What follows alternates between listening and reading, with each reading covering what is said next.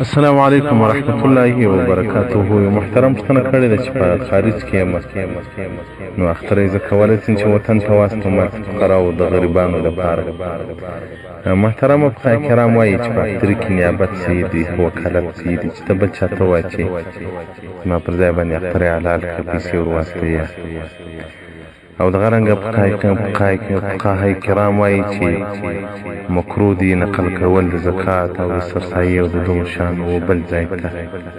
ما سوا په صورت کې چې هلته قریبان وي او هغه احواج وي من اهل بلده، هغه ښار کې اوسېږي تر هغه د هغه بل ښار خلک احتیاجمن وي، بیا څه مشکل نه لري. فتاوی هندیه جلد اول صفحه 109 باب المصارف.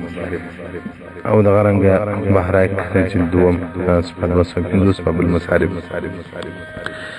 دا چې اوس تاسو په خارج کې اصل ته مواقعیت دا چې فقرا نه وي چې تاسو دا اختري غوښې ورکړئ، بیا په دې کې هېڅ مشکل نشته، واستوئ افغانستان ته واستوئ.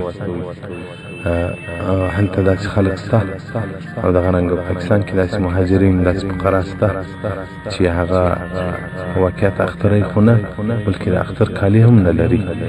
په دې شیانو کې دې الله پر تاسو باندې رحم وکړي، کوشش وکړي هغه شتمن ورونه چې په خارج کې دي هغه د اختران واستوي، په وطنو کې دي هغه وکیلان څوک ورلره وکیل کړي چې زما له طرفه څخه حلال کړه.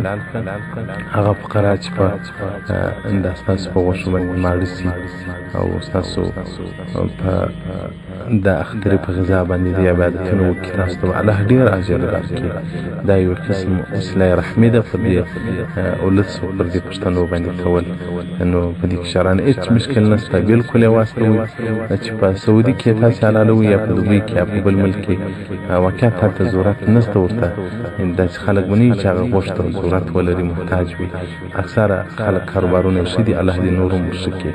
نو محترمین افغانستان ته واستوئ. هلته داسې خلک شته یقیني چې د سړي په حال باندې خبر سي، بیا به په خپله ډوډۍ باندې هم خوند نه واخلي. والسلام علیکم ورحمت الله وبرکاته.